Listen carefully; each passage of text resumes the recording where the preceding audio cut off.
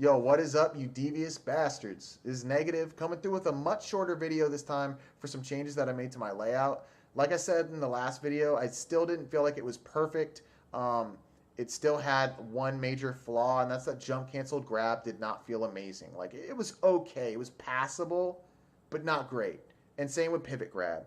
And so the thing is, grabbing is such a huge part of Marth's game. Having just amazing pivot grabs and jump cancel grabs is super important. And being able to reach your grab button from from your neutral movement position without requiring a bunch of like uh, shifting of your hand in different ways is and having the buttons flow really well together is really important for Marth.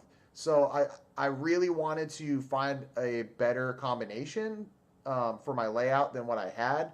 But like I said, I was skeptical as to whether or not there was even a layout where I could shift the buttons in a way to make that, to alleviate those issues without sacrificing some of the flow of the rest of my buttons. Because to move Z into a place where the jump cancel grabs and pivot grabs are a lot better meant I have to move other buttons out of those spots. So what I ended up finding was there was a perfect layout. There was literally a way to shift my buttons to where almost everything is absolutely perfect. And I don't actually think that there's a single thing that I can do this layout to make it any better than it currently is for Marth. So let's just go over what those changes were. So here's my new layout, right? This is the old one. This is the new one. So old, new, old, new. And you can see only 3 buttons really changed places. Z was up here, it rotated down here, and then Y was here, it rotated here, and then light shield was there, and it came up here. And that's it. That's the only changes that were made. Because everything else was already perfect. I really didn't want to move these buttons. Like these are my movement, right? Like wave dash out of shield, wave dash, holding C stick down while you're running around, right? Everything was great there. I didn't want to change any of these. This is perfect. The selection of my C stick layout for aerials is absolutely perfect. My pivots, absolutely perfect. B button on the pinky, just fine because Marth doesn't really require tons of precision when he's just using side B, down B, neutral B, up B, right? So he's not doing like multi-shines and stuff. So it's perfectly fine for him to have B on pinky. And like I said, all these felt great. Light shield, however, was sitting over here, and I said, it didn't really make sense to have it here, but it didn't really matter. Like, it was easy for me to hold light shield and then also be able to like wave dash out a light shield easily. That's pretty much it. That was the deal with it.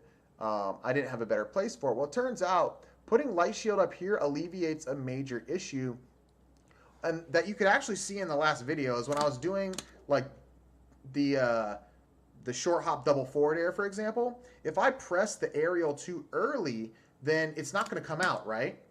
But if I end up pressing, if it doesn't come out, then what's going to happen is this, like, right, where, and I'm just simulating that. I didn't press this button, but it's basically that's what's going to happen is I do the forward air, and then I press this one while I'm still in the lag of the forward air, the recovery, and it doesn't register. And then I press Z, which was up here, to do my soft L cancel, but instead Nair comes out, and if I'm high enough still, I don't even get the L cancel because that was my L cancel. I wasn't trying to tap it multiple times. So now I end up not getting forward air, getting a Nair, and not L canceling it all in one, just compounding all my problems.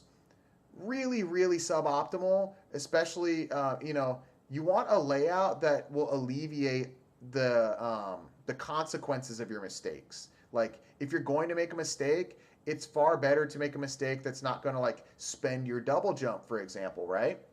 So I had Y over here, and Y being over here on the thumb, like it was useful for like quickly tapping X and then Y to do double jump, no impact land on platform. It felt great. And double jump, wave land on plat, right? So it felt nice to have it here. But one of the problems is, so Z was up here, right?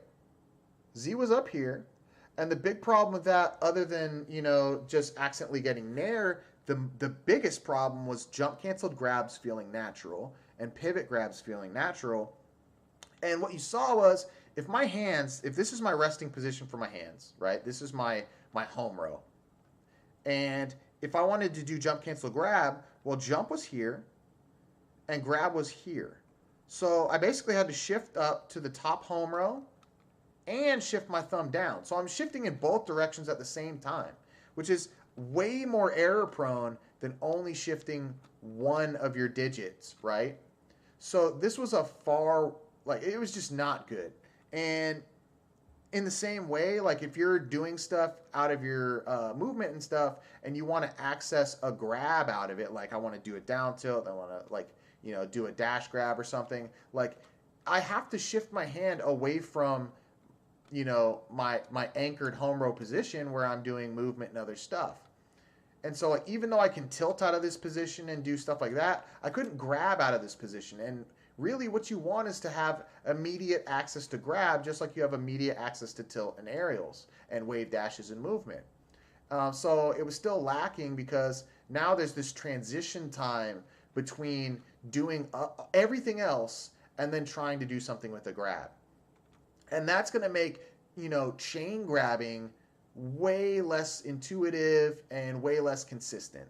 So I was like, you know, I can't live with this. The change now that Z is here, it's amazing.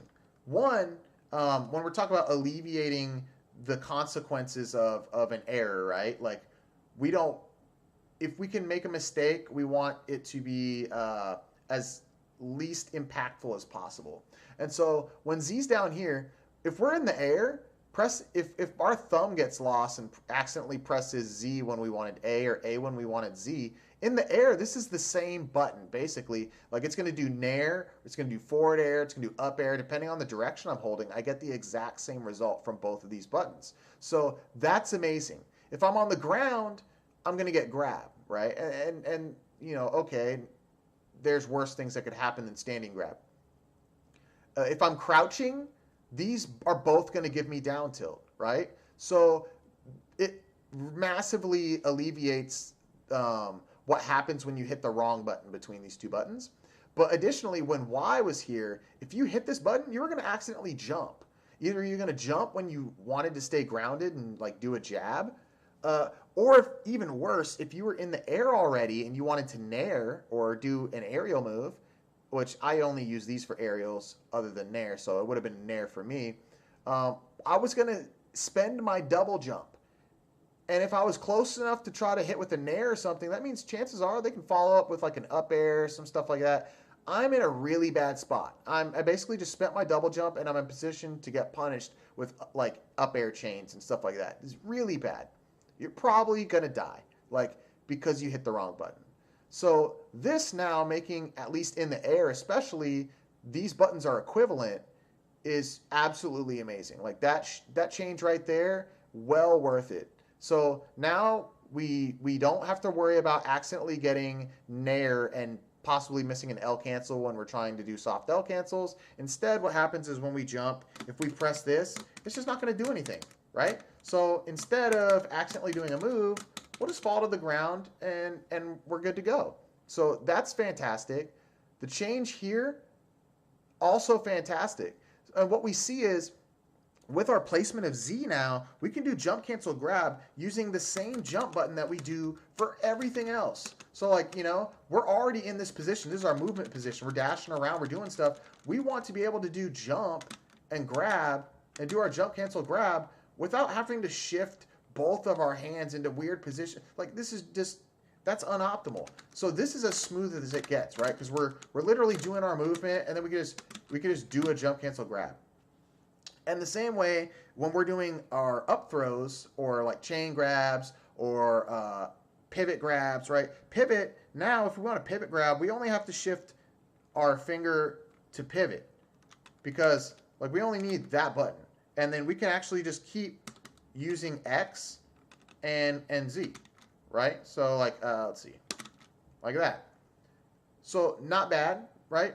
Or we could just, you know, do it with the directionals and stay in our movement position. Like let's see. No! There you go. So like that. And I think pretty much all of that absolutely amazing. The only thing that we lost is that Y is now over here, and Y was being used for double jumping to platform for no impact lands on Battlefield, for example, or also for double jumping to plat and then wave landing, right? And so like having these on separate thumbs is kind of a drawback, but there is a little bit of like, you know, it's not terrible. There is one good thing to come out of it, is that actually doing the no impact land to Battlefield plats got a little bit easier, and I'm going to explain why. So in this game, especially on the Smashbox, you have options to do something. I'd like to talk about plinking a little bit. So we already talked about plinking to do pivots, right? You press one button, and then you press the next button on the next possible frame, and we use that to do pivots when we're using tilt as the second button. But another thing that we can do is when we're grabbing, let's say, and we're doing our throws. First off, our throws are in the perfect position now, because when we grab, we can like this is up throw, right? Or I can just like, you know, press up or whatever I want to do to throw them. But like if I grab them and I up throw them, like here's my up air, like minimal travel time from my up throw to my up air. Minimal travel time if I want to actually switch to the A button over here, right? Like, or just do dash grabs. Like, so I have like, you know, up air with A, up air with C stick. Like I can do all sorts of stuff however I want to go. Like if I want to, however I want to transition from my grab or my throw into more throws or aerials. Like this is all I have to move is my thumb, either one button up or one button down, or it stays where it's at. So the chain grabs are way better, right? But let's talk about plinking, because I got sidetracked. When you're plinking your throws, if you grab someone and you pummel them, you can get an extra pummel in and then down throw them, because this button, C-stick down, right, buffers the down throw. And it will buffer it and throw on the first possible frame that you're able to throw. Well, if you grab somebody and they press enough buttons to break out, but you're holding C-stick down, you're actually, as long as you throw them on the first frame that you're able to, they will not be able to break out of the throw. It will not let them break out. So that's amazing, because you can get an extra pummel in with every grab. The difference, however, is that you cannot buffer your other C-stick directions. You can't buffer either direction, forward or backwards, or up. You can't do it. So what can we do? Basically, if we want to get that extra pummel after we grab, we have a one frame window to get the throw, because we have to throw them on the first possible frame. Otherwise, if they pressed enough buttons to break out, they will break out on the next frame. So when we plink, we can actually do up throw and tap up. So the combination of these is that first frame up throw, second frame tap jump, or vice versa, however you want to do it. But you tap it like that in rapid succession, like one frame this one, next frame this one. And what's going to happen is this frame you're throwing, and this frame you're also throwing, but with a different button combination. And so it actually counts as two separate buttons that are each throwing. So you've covered a 2-frame window with a throw. So, and the same throw, right? Up throw on both. So now you can grab, pummel, and then, you know, if you're a frame early or a frame late, technically, like you can still get it to work, right? You get a little bit of wiggle room. So now you have 2 frames. It's a 2-frame window to get the throw after the pummel, versus if you were to just only press one button, it's literally frame perfect. And that makes a massive difference. You can go into the training mode mod made by Uncle Punch and go to the Tech Chase training, and you can actually practice this. You can grab them, pummel them, and then practice getting the throw. And it is far easier when you just plink your inputs to basically get a 2-frame window. It's actually very consistent, very doable. So other than that, what I want to talk about as well is that you can plink your jumps. So if I want to do a no impact land on the platforms with Marth, right? Basically, if you press it too early, then the second jump doesn't come out. And if you press it too late, let me see. Oh, no, that's perfect. There you go. So you press it too late, and you're just going to land on the plat like, you know, without the no impact land. Like that. So the thing about it is, it's a one frame window. Like, you have to press jump on the first possible frame that you're able to do a, you know, the first possible frame that you're in the air, you have to spend your jump in order to get the no impact land on the battlefield platform. And so there's actually some leniency if you plink, because you can, let's say, press this button to jump, right? You press jump. And then additionally, you can hit tap jump to, and you can also hit, what else? Let's see. You can also hit Y, right? So you got X and Y and tap jump. In reality, if you double tap this one and also plink this one, so you hit this and then you plink this, you can get a 3-frame window. Now, personally, I just prefer hitting this and then just plinking these two, right? Let the plink be on the same hand, just one hand, just bop, like that, right? So you can just do it like that. And it's way more consistent to just get the 2-frame window plink than trying to time the frame perfect every time. And the same thing, like, you can just try to double tap, but I prefer not to. I just like to plink it. There it is.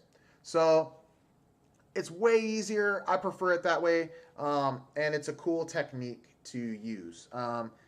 Other notes about the layout really quick before I head out. One of the things when you're finding positions for your buttons, keep in mind, like, wave dash feels really good on these buttons, and it also feels good on the top, you know, if you're a top home row kind of guy. But if you're flicking off your jump buttons to do short hops, right, it's really nice to just flick off the bottom of the button, because you don't have to worry about tapping and releasing before you leave the ground. You know, it's very easy to get a short hop like this. But if there's a button below, then you might hit that button. And if that button happens to be, you have jump here and here, for example, now you're going to get double jump sometimes when you're just trying to flick off. So you got to make sure that you're not getting accidental button presses because your wave dashes are on the top row. If they're on the bottom row, you've got all this room down here that you don't have to worry about accidental inputs. So that was one major change that I also focused on, was when I designed this layout, was making sure that wave dash and movement was on the bottom home row. And I think that's about all I got, guys. Hopefully you enjoyed the video. Once again, I think that this is actually the perfect layout now for Marth. I don't think that there's a single button that I can move to make it any better than it currently is, so I'm pretty stoked for that now. I'm about to get on the grind, get my fucking skills up, and hopefully you guys enjoy the layout. If you play Marth, check it out. If you play Ganon, check it out. I think it works really well for both of them. If you haven't seen my previous video, check that out if you want an actual rundown of, like, how the layout functions, because this only really covers the changes that I made. And I will see you guys in the future. The link for the profile and layout will be in the description. So, peace, guys, and take it easy.